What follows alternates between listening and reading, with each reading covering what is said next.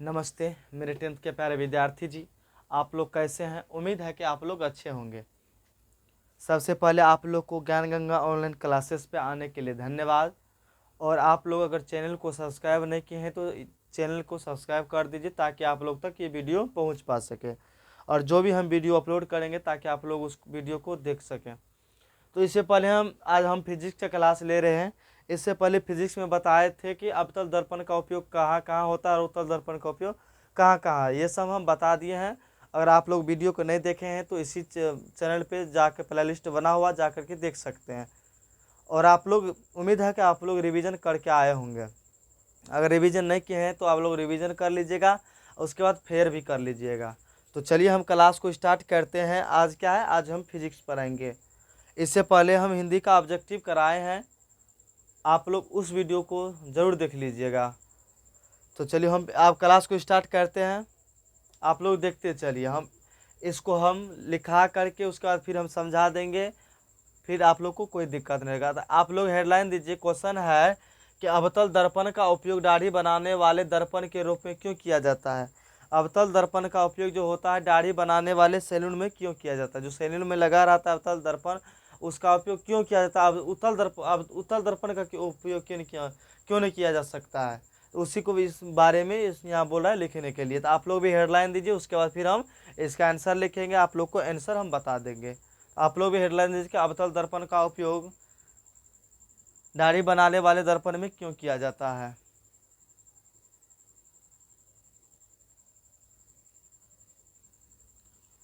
चलिए आप लोग हेडलाइन दे दिया है तो हम लिख रहे हैं आंसर, आप लोग देखते चलिए।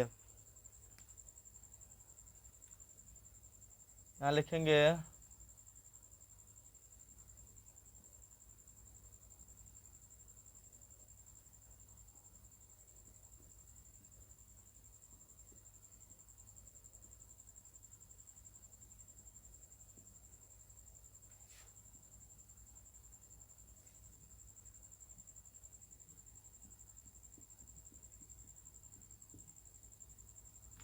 अवतल दर्पण का उपयोग दाढ़ी बनाने वाले दर्पण वाले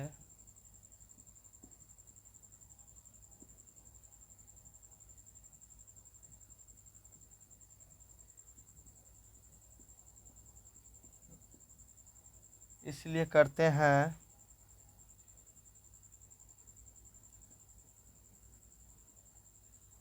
अवतल दर्पण का उपयोग दाढ़ी बनाने वाले दर्पण में इसलिए करते हैं क्योंकि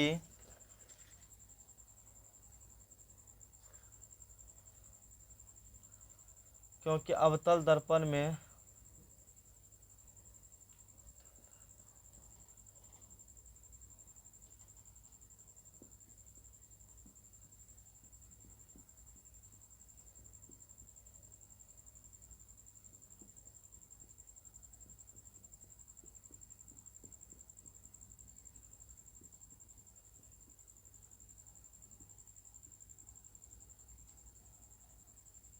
अवतल दर्पण का उपयोग दाढ़ी बनाने वाले दर्पण में इसलिए करते हैं क्योंकि अवतल दर्पण में चेहरे को ध्रुव और फोकस के बीच में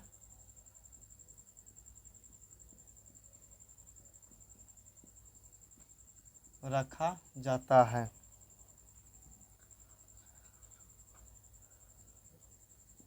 तो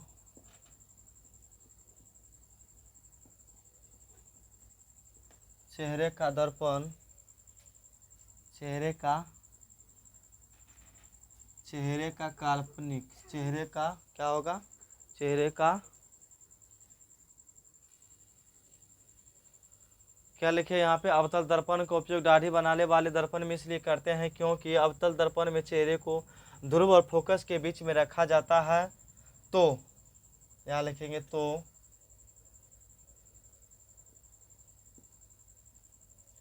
चेहरे का काल्पनिक प्रतिबिंब चेहरे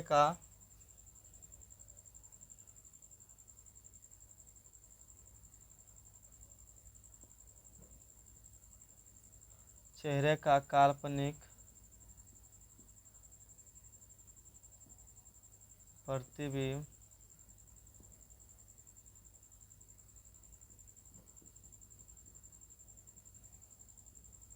दर्पण के पीछे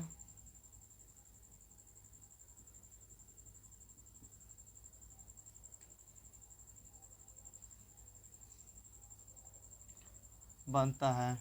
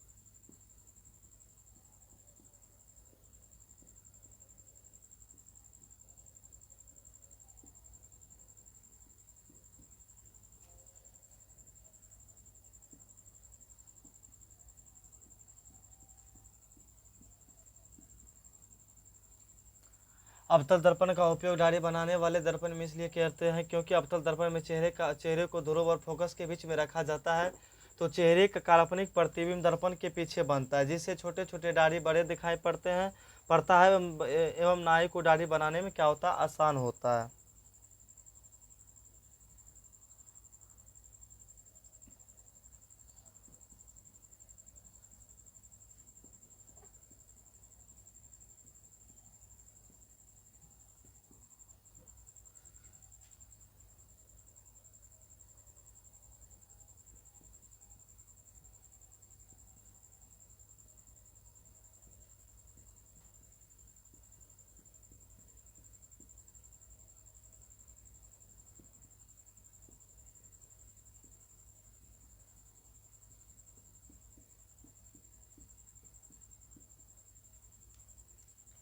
देखिए अगर हम पढ़ के सुना देते आप लोग देखिए, यहाँ बोला कि अवतल दर्पण का उपयोग दाढ़ी बनाने वाले दर्पण के रूप में क्यों किया जाता है, तो इसका आंसर लिखा है कि अवतल दर्पण का उपयोग दाढ़ी बनाने वाले दर्पण के रूप में इसलिए किया जाता है क्योंकि अवतल दर्पण में चेहरे को ध्रुव और फोकस के बीच में रखा जाता है, तो प्रतिबिंब दर्पण चेहरे का प्रतिबिंब दर्पण के तो चेहरे का काल्पनिक प्रतिबिंब दर्पण के पीछे बनता है, जिससे छोटे छोटे दाढ़ी बड़े दिखाई पड़ते हैं एवं नाई को दाढ़ी बनाने में आसान होता है, इसीलिए अवतल दर्पण का उपयोग दाढ़ी बनाने वाले दर्पण के रूप में किया जाता है। आप लोग क्वेश्चन को लिख लिए हैं तो एक बार आंसर को भी पढ़ करके लिख लीजिए, उसके बाद हम आप लोग को समझा देंगे। अगर जो क्वेश्चन ने लिखे हैं तो एक बार क्वेश्चन को लिख करके इसका आंसर भी लिख लीजिए, हम समझा देंगे। अभी चलिए 1 मिनट का टाइम देते हैं, आप लोग इसको एक बार पढ़ करके या लिख करके इसको जल्दी रेडी कीजिए, उसके बाद फिर हम आप लोग को समझा देंगे।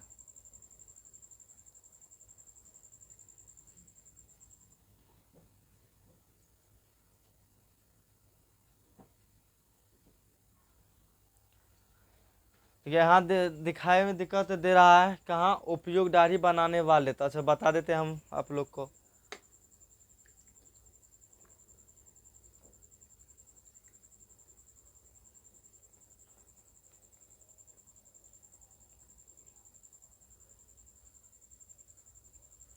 यहाँ देखिए क्या लिखा है, यहाँ पे पड़ता है एवं नाई को दाढ़ी बनाने में आसान होता है, समझ गए, एवं नाई को दाढ़ी बनाने में आसान होता है, इसीलिए अवतल दर्पण का उपयोग दाढ़ी बनाने वाले दर्पण के रूप में किया जाता है। सुन लिया आप लोग।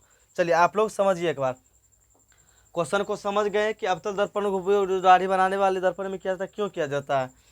तो आंसर में लिखा है कि अवतल दर्पण का उपयोग दाढ़ी बनाने वाले दर्पण में इसलिए किया जाता है क्योंकि अवतल दर्पण में चेहरे को ध्रुव और फोकस के बीच में रखा जाता है, क्योंकि चेहरे को ध्रुव और फोकस के बीच में रखा जाता है। ध्रुव को किससे सूचित करते हैं, पी से सूचित करते हैं, और फोकस को किससे सूचित करते हैं, एफ से सूचित करते हैं, ठीक।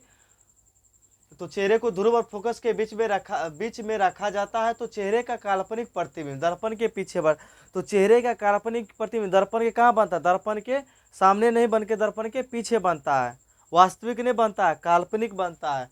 काल्पनिक दर्पण के पीछे बनता है, जिससे छोटे छोटे दाढ़ी बड़े दिखाई पड़ता है, जिससे छोटे छोटे दाढ़ी क्या करते हैं, बड़े दिखाई पड़ते हैं। इसीलिए नाई को दाढ़ी बनाने में क्या होता है, आसान होता है और वो बना पाता है। समझ गए आप लोग। अवतल दर्पण का उपयोग दाढ़ी बनाने में क्यों किया जाता है, आंसर सुनिए। अवतल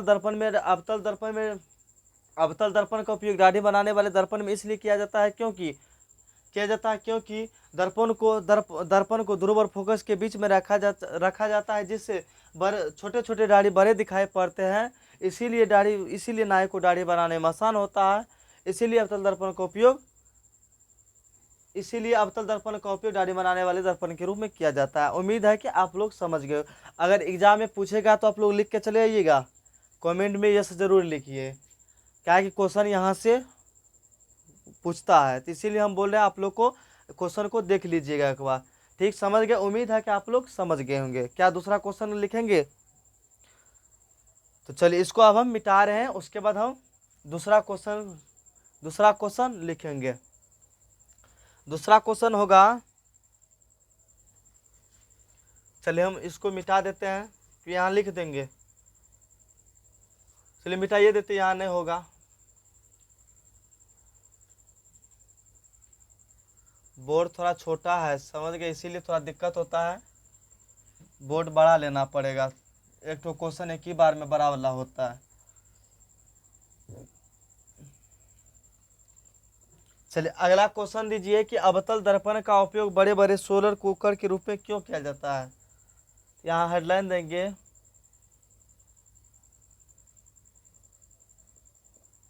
अवतल दर्पण का उपयोग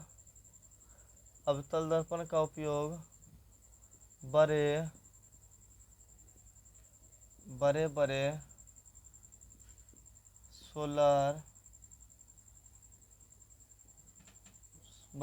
सोलर कुकर अवतल दर्पण का उपयोग बड़े बड़े सोलर कुकर के रूप में क्यों किया जाता है? क्यों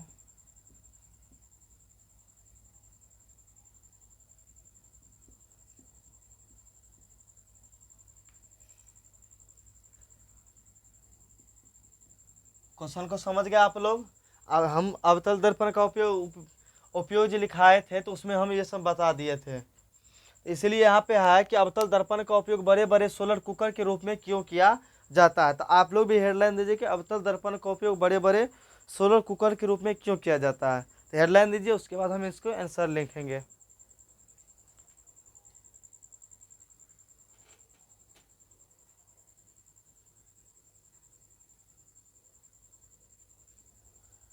क्या वीडियो की क्वालिटी ठीक है? आवाज़ तो आप लोग तो क्लियर जा रहा है? चलिए हेडलाइन दीजिए, आप लोग दे दिए हेडलाइन। चलिए एक बात बताते हैं आप लोग को, सुनिए ध्यान से सुनिए। देखिए आप लोग, अपने लोग का मेन बात क्या है? पढ़ना। क्या है? पढ़ना है। अगर नहीं पढ़िएगा तो फिर स्थिति नहीं बदलेगा। अगर स्थिति नहीं बदलेगा तो जैसे मेरा पापा या अपने लोग का जो भी है रहा है, उसी तरह से अपने लोग को भी जीना पड़ेगा।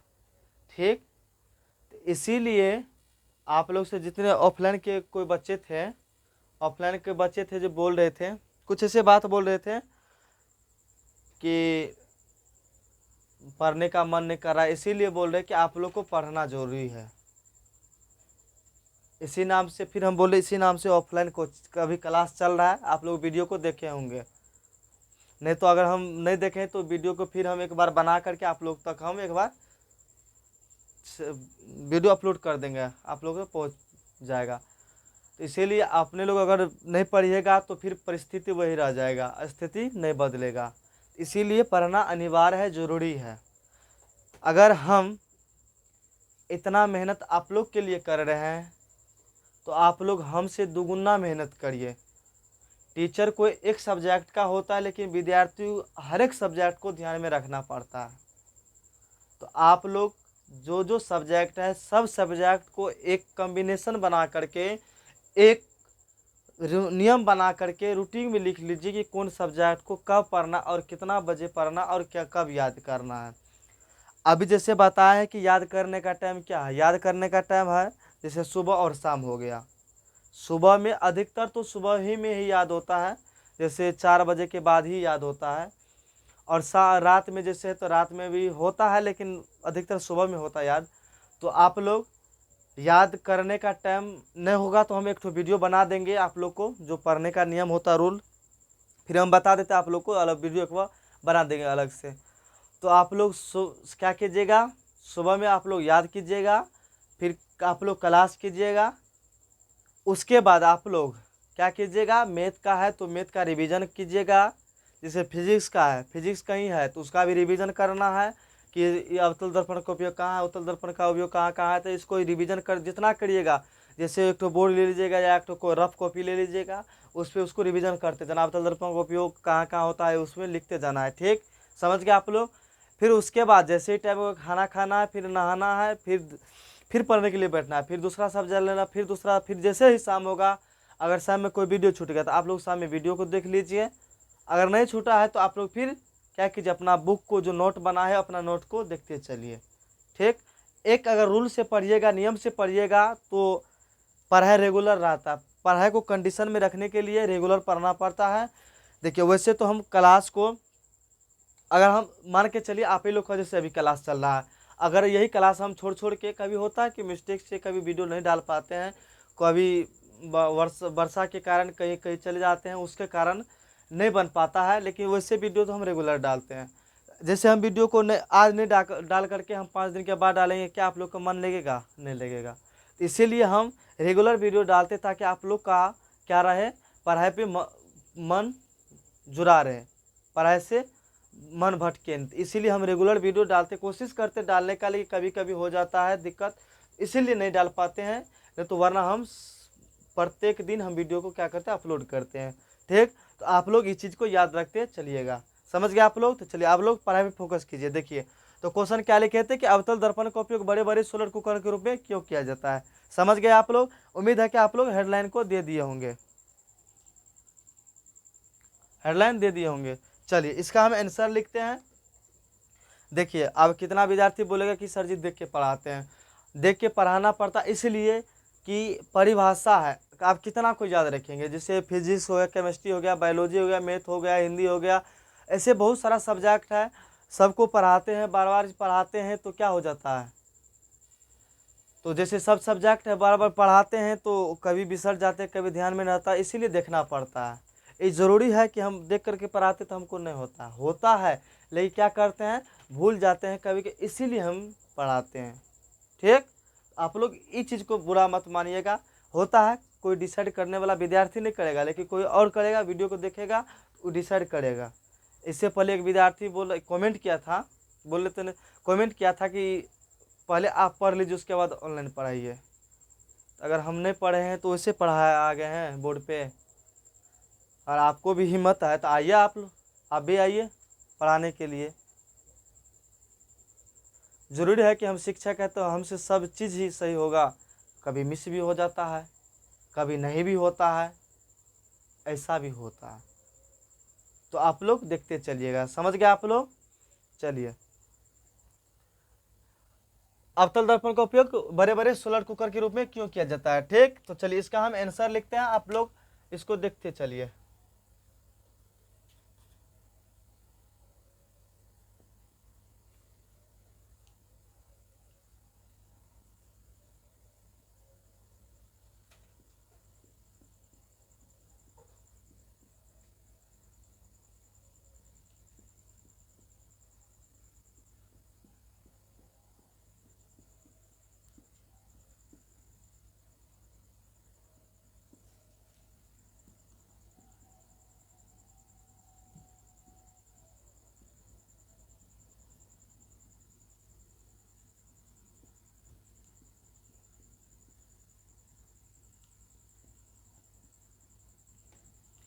क्या कि अवतल दर्पण का उपयोग बड़े बड़े सोलर कुकर के रूप में इसलिए करते हैं क्योंकि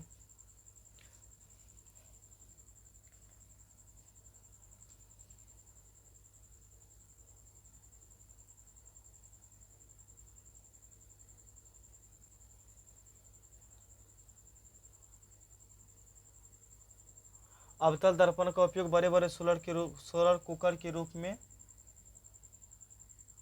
इसलिए किया जाता है। यहाँ पे लिखिएगा इसलिए किया इसलिए किया जाता है, इसलिए किया जाता है क्योंकि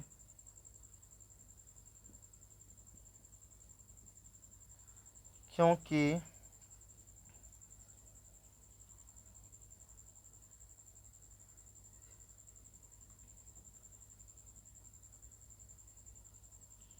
क्योंकि यह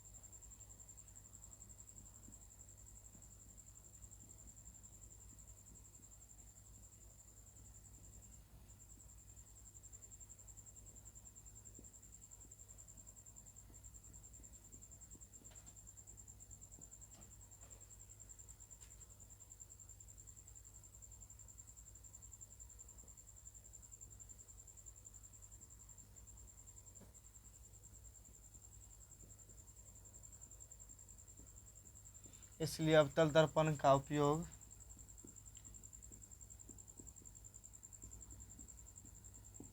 बड़े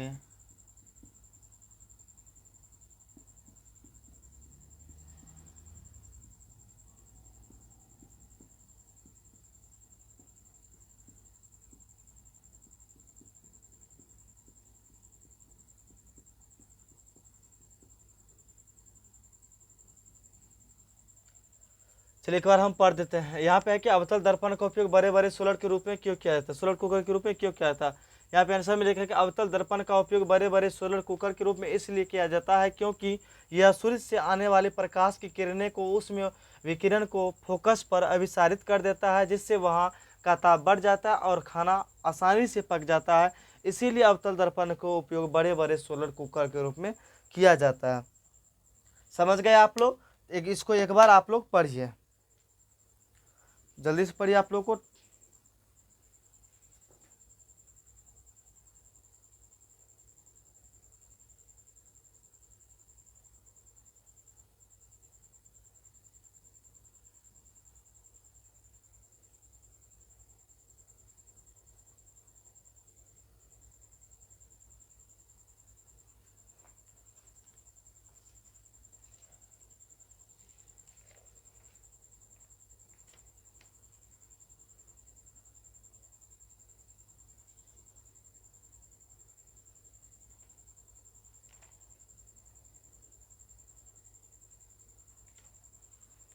चलिए पढ़ लिया आप लोग, देखिए जल्दी।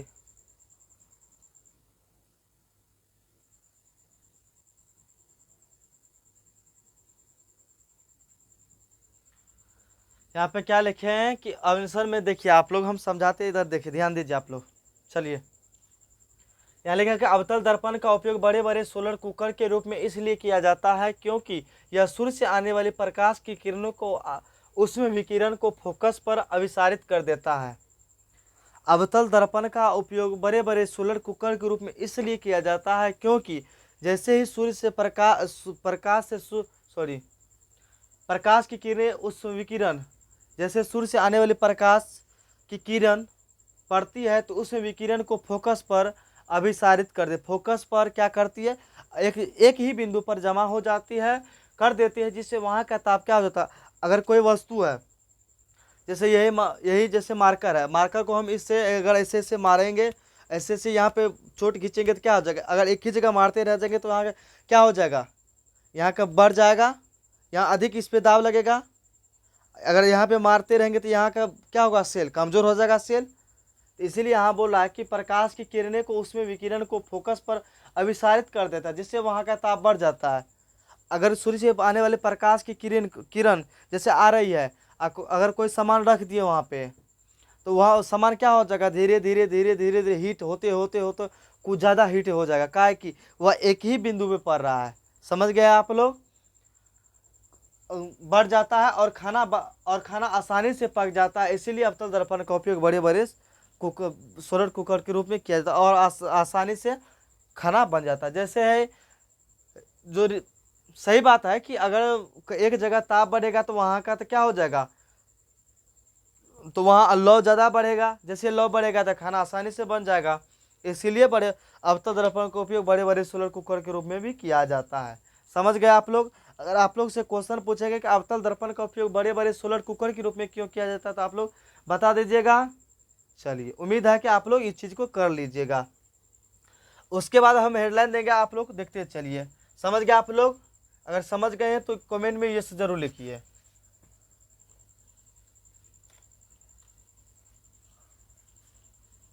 अगर जो चैनल को सब्सक्राइब नहीं किए हैं तो चैनल को प्लीज़ आप लोग सब्सक्राइब कर दीजिए और दोस्तों में शेयर कर दीजिए, ताकि आप लोग का दोस्त भी पढ़ पाए। होता है कितना दोस्त कि जलन से भी शेयर नहीं करता है। ये आप लोग ईमानदार हैं, कर दीजिए। चलिए, अब क्या है क्वेश्चन। आप उत्तल दर्पण का लिखते हैं।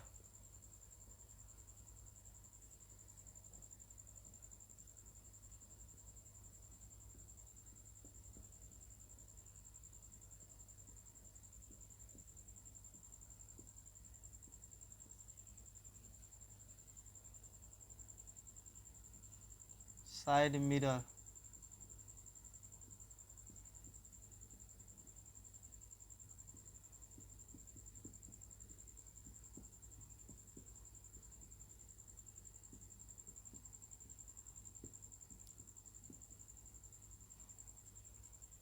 उत्तल दर्पण का उपयोग साइड मिरर के रूप में क्यों किया जाता है।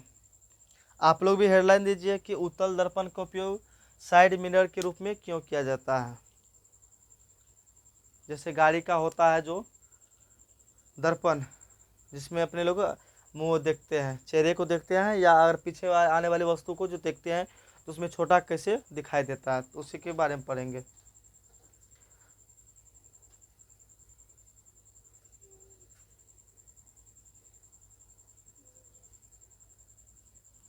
चलिए, दे दिए आप लोग।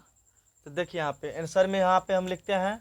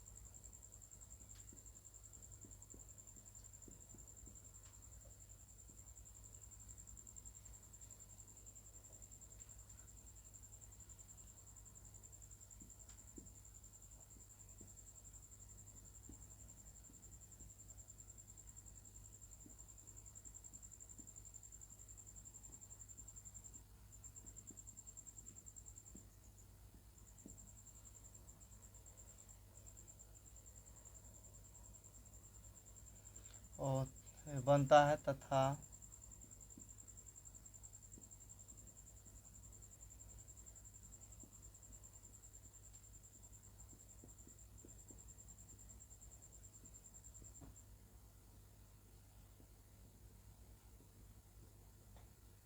इसका दृष्टि क्षेत्र बहुत बड़ा होता है।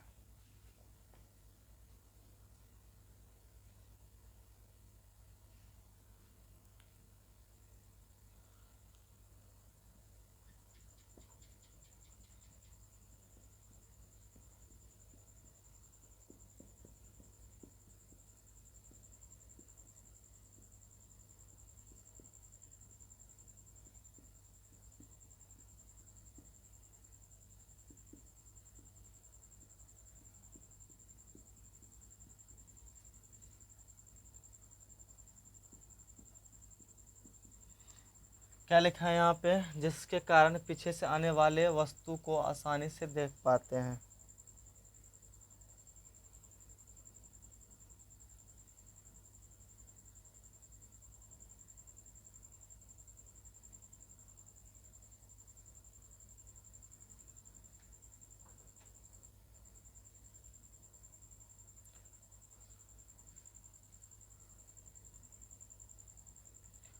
यहाँ पे होगा कि जिसके कारण पीछे से आने वाले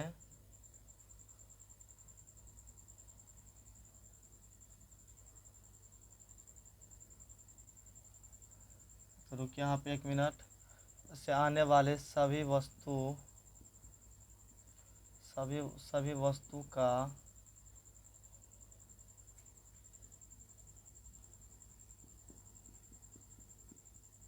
प्रतिबिंब आसानी से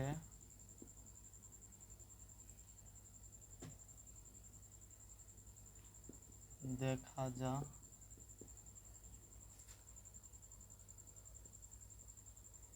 सकता है।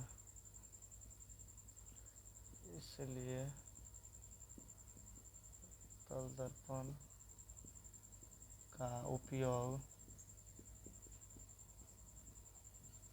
साइड मिरर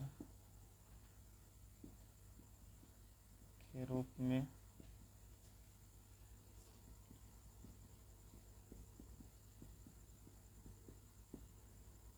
समझ गए आप लोग? कि अब उत्तल दर्पण का उपयोग साइड मिरर के रूप में इसलिए किया जाता है क्योंकि उत्तल दर्पण में किसी वस्तु का प्रतिबिंब हमेशा सीधा बनता है तथा इसका दृष्टि क्षेत्र बहुत बड़ा होता है, जिसके कारण पीछे से आने वाली सभी वस्तु का प्रतिबिंब आसानी से देखा जा सकता है। इसीलिए उत्तल दर्पण का उपयोग साइड मिरर के रूप में किया जाता है। समझ गए आप लोग? चलिए इसको जल्दी आप लोग एक बार देख लीजिए, उसके बाद हम आप लोग को समझा देंगे।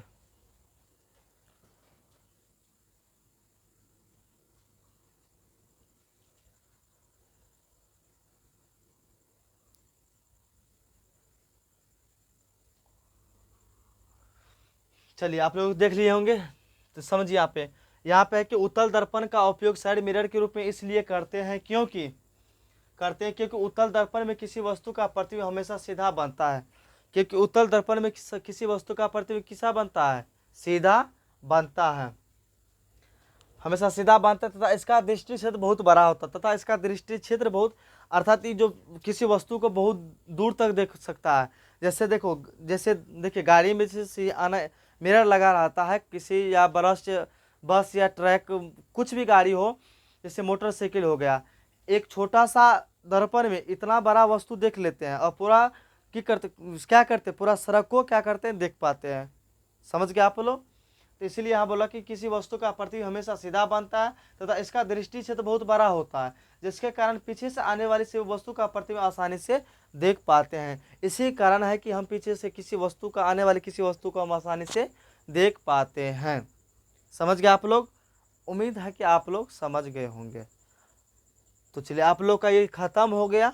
उसके बाद हम पढ़ेंगे अगला क्वेश्चन, लिखेंगे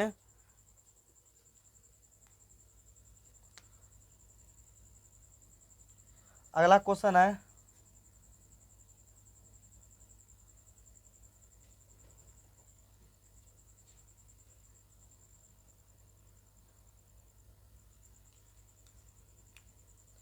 मार्कर दूसरा लेने, हाँ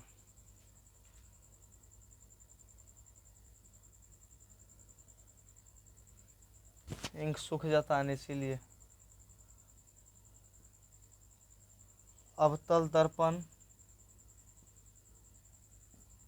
कोमा उत्तल दर्पण,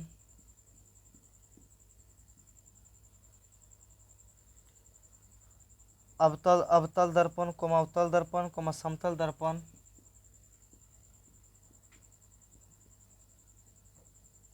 दर्पण का पहचान बिना स्पर्श। क्या है कि अवतल दर्पण कोमा उत्तल दर्पण कोमा समतल दर्पण का पहचान बिना स्पर्श किए कैसे करेंगे।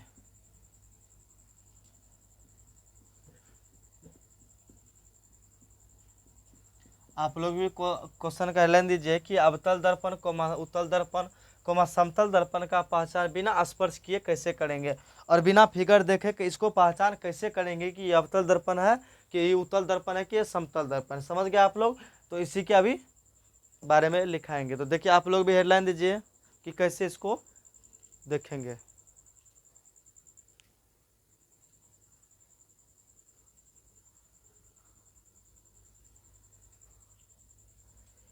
चलिए आंसर में दीजिए निम्नलिखित है, सब काम पॉइंट दे दे के लिखते जाएंगे। आंसर में दीजिए कि निम्नलिखित है या निम्न है, निम्न है। एक नंबर में आप लिखेंगे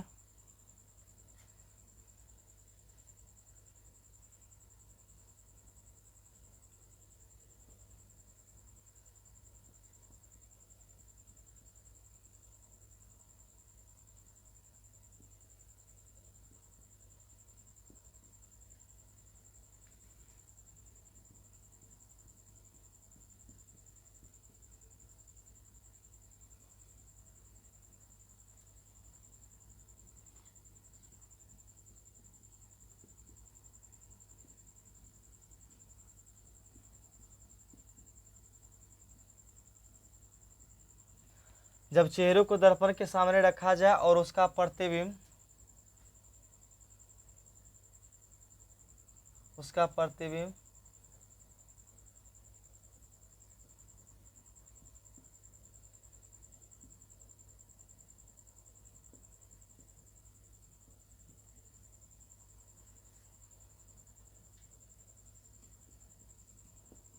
तो वह कौन दर्पण होगा।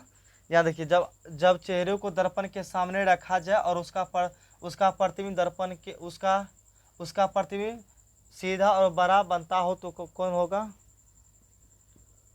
अवतल दर्पण होगा। चलिए ये ऊपर वाला आप लोग समझ गए, इसको हम मिटा रहे हैं अब।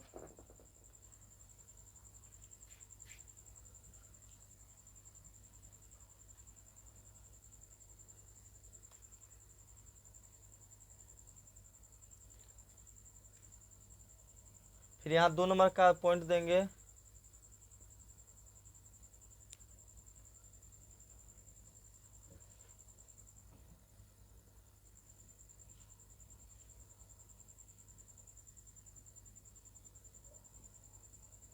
यदि चेहरे को दर्पण के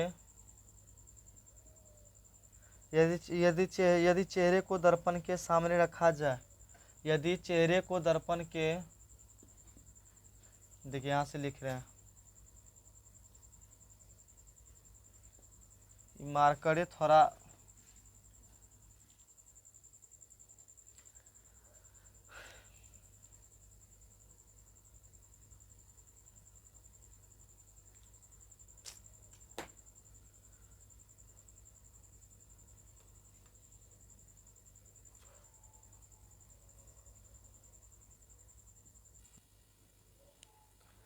चलिए देखिए आप थोड़ा इंक इसमें डाले हैं।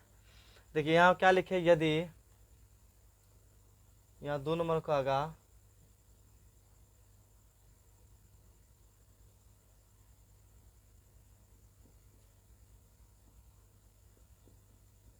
यदि चेहरे को दर्पण के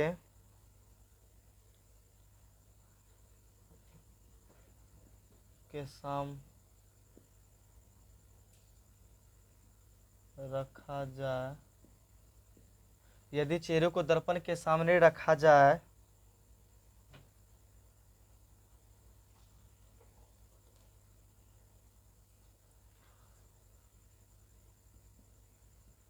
और दर्पण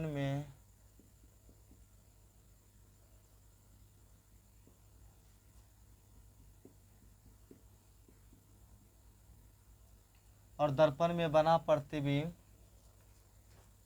हमेशा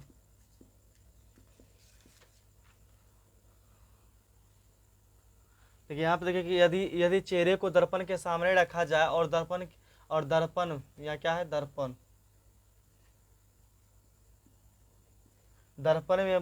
में बना प्रतिबिंब हमेशा सीधा तथा आकार वस्तु के बराबर हो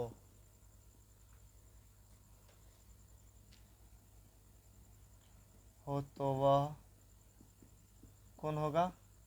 समतल दर्पण होगा। सबको हम लिखा रहे, उसके बाद आप लोग को हम समझा देंगे। उसके बाद फिर हम 3 नंबर देंगे,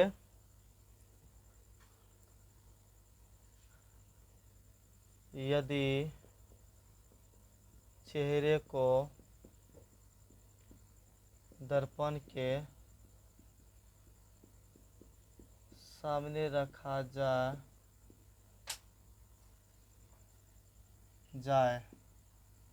यहाँ ए दे दीजिएगा जाए, यदि चेहरे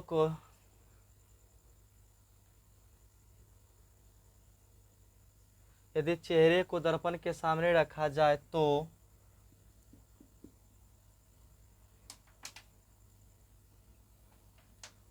रखा जाए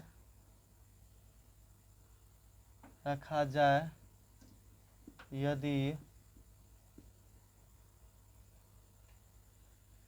क्या है कि यदि चेहरे को दर्पण के सामने रखा जाए, यदि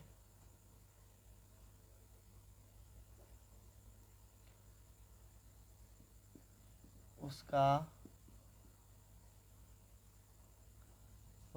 प्रतिबिंब, यदि चेहरे को दर्पण के सामने रखा जाए, यदि उसका प्रतिबिंब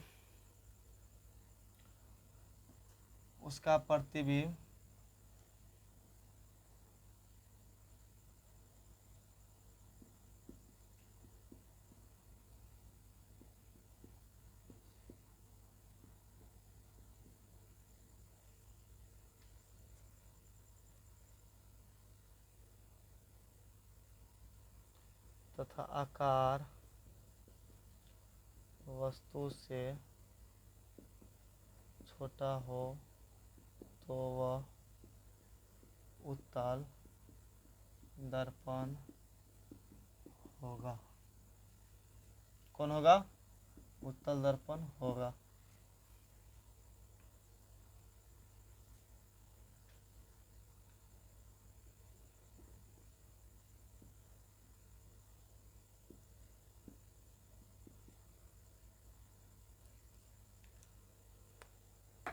चलिए देखिए, यहाँ लिखा है कि अवतल दर्पण कोमा उत्तल दर्पण कोमा समतल दर्पण का पहचान बिना स्पर्श किए कैसे बताए कि यह उत्तल दर्पण है, कि यह अवतल दर्पण है, यह समतल दर्पण है। चलिए समझिए, तो 1 नंबर में लिखा है कि जब चेहरे को दर्पण के सामने रखा जाए और उसका प्रतिबिंब सीधा और बड़ा बनता हो तो वह कौन होगा? अवतल दर्पण होगा। यदि चेहरे को दर्पण के सामने रखा जाए और उसका प्रतिबिंब बड़ा बनेगा, अगर सीधा प्रतिबिंब बनेगा, प्रतिबिंब सीधा और बड़ा बनता हो तो वह कौन होगा? अवतल दर्पण होगा। समझ गए आप लोग? उसके बाद फिर है कि 2 नंबर में है कि यदि चेहरे को दर्पण के सामने रखा जाए और दर्पण में बना प्रतिबिंब हमेशा सीधा तथा आकार वस्तु के बराबर हो तो वह कौन होगा? वह समतल दर्पण होगा। वह कौन हो जाएगा? समतल दर्पण हो जाएगा। अगर बराबर रहेगा वस्तु से तो क्या हो जाएगा? समतल दर्पण हो जाएगा। फिर है कि यदि चेहरे को दर्पण के सामने रखा जाए, यदि उसका प्रतिबिंब हमेशा सीधा तथा आकार वस्तु से छोटा बनता हो तो वह कौन हो जाएगा? उत्तल दर्पण। इसमें आकार वस्तु से बड़ा होगा तो वह अवतल हो जाएगा, अगर छोटा होगा तो उत्तल हो जाएगा, अगर बराबर होगा तो क्या हो जाएगा, समतल दर्पण हो जाएगा। आप तीनों को एक एक करके समझ लिए। उम्मीद है कि आप लोग को अगर एग्जाम में पूछेगा कि अवतल दर्पण कोमा समतल दर्पण कोमा उत्तल दर्पण का बिना स्पर्श किए कैसे लिखे, तो आप लोग क्या करिएगा बता दीजिएगा उसको।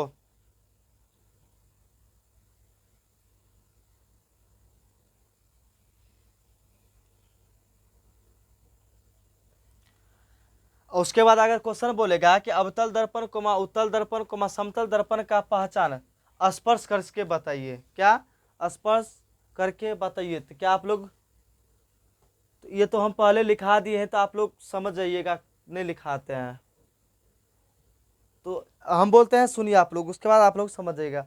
जिस दर्पण की परावर्तक सतह धंसा हो तो वह क्या कौन हो जाएगा, अवतल दर्पण हो जाएगा। और जिस दर्पण का परावर्तक सतह उभरा हो तो वह कौन हो जाएगा, उत्तल दर्पण हो जाएगा। अगर जिस दर्पण की परावर्तक सतह समतल हो तो वह क्या कौन हो जाएगा, समतल दर्पण हो जाएगा।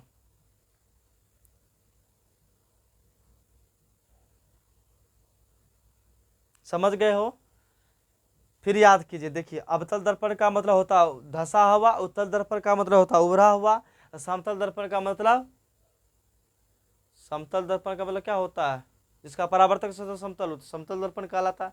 समझ गए तीनों, चलिए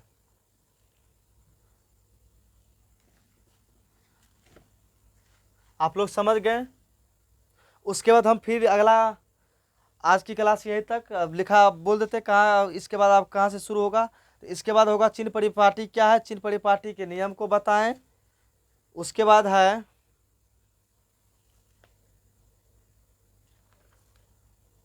कि R बराबर 2F हो जाता है, दर्पण सूत्र होता है 1 बराबर F बराबर 1/U माइनस प्लस 1/B होता है।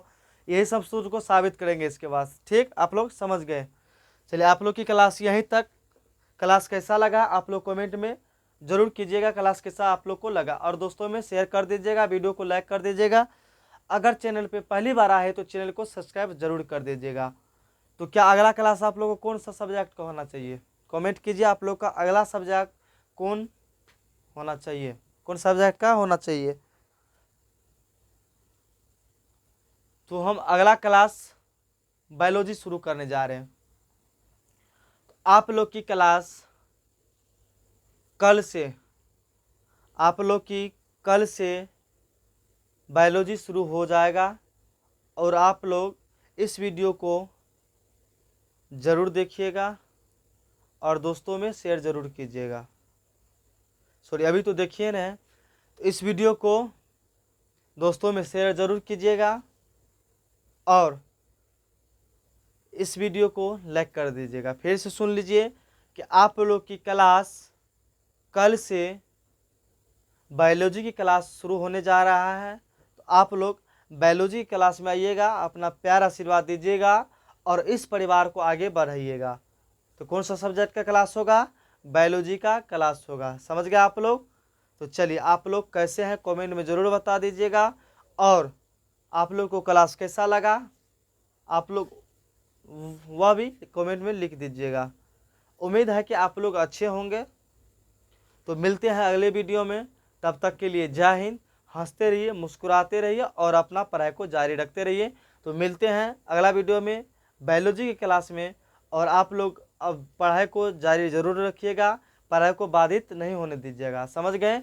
और आप लोग इस परिवार को आगे बढ़ाइएगा, कदम से कदम मिला करके चलिएगा और एक सीक्वेंस में पढ़िएगा, तो आप लोग को अभी क्या हो जाएगा, मनोबल बढ़ेगा। तो चलिए मिलते हैं अगले वीडियो में, तब तक के लिए जय हिंद। हंसते रहिए, मुस्कुराते रहिए।